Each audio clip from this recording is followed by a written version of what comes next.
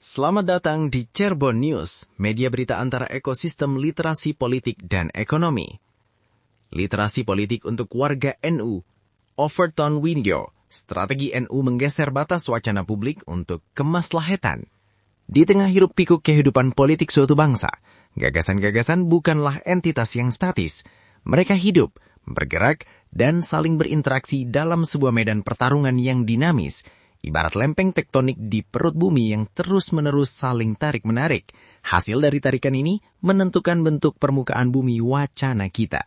Ada gagasan yang perlahan-lahan tenggelam ke dalam kegelapan ketidakpedulian, terlupakan karena kehilangan relevansi atau kalah dalam persuasi.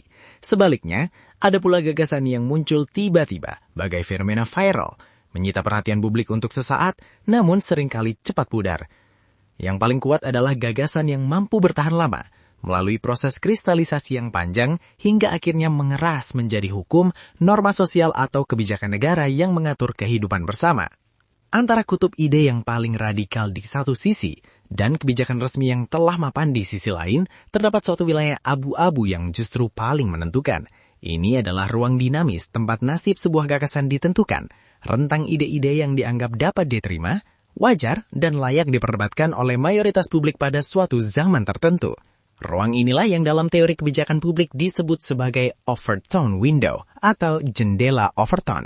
Konsep ini memberikan kerangka untuk memahami mengapa sebuah ide, misalnya tentang kesetaraan gender, sistem ekonomi tertentu, atau bentuk negara, bisa dianggap mustahil, bahkan gila pada suatu era, tetapi kemudian diterima sebagai kebenaran umum yang tak terbantahkan di era berikutnya. Jendela Overton menjelaskan mekanisme di balik transformasi sosial yang paling fundamental. Konsep yang dipopulerkan oleh Joseph P. Overton dari McInnes Center for Public Policy pada dasarnya memetakan batas-batas kelayakan politik, the bands of political acceptability. Bagi politikus yang bertarung dalam demokrasi elektoral, keselamatan dan peluang menang seringkali terletak di wilayah aman. Mereka cenderung mengusung kebijakan yang berada di dalam jendela penerimaan publik yang sedang berlaku. Dengan metafora yang lebih gamblang, mereka lebih sering menjadi penjelajah yang berjalan di jalur yang sudah ada daripada perintis jalur yang membuka hutan belantara ide baru. Lalu, timbul pertanyaan mendasar. Jika politikus sekedar pengikut yang membaca peta, siapa sesungguhnya kartografernya? Siapa arsitek yang mendesain dan memiliki kekuatan untuk menggeser batas-batas jendela wacana itu? Simak analisis lengkapnya, kunjungi artikel utama Cirebon News di cirebonnews.com.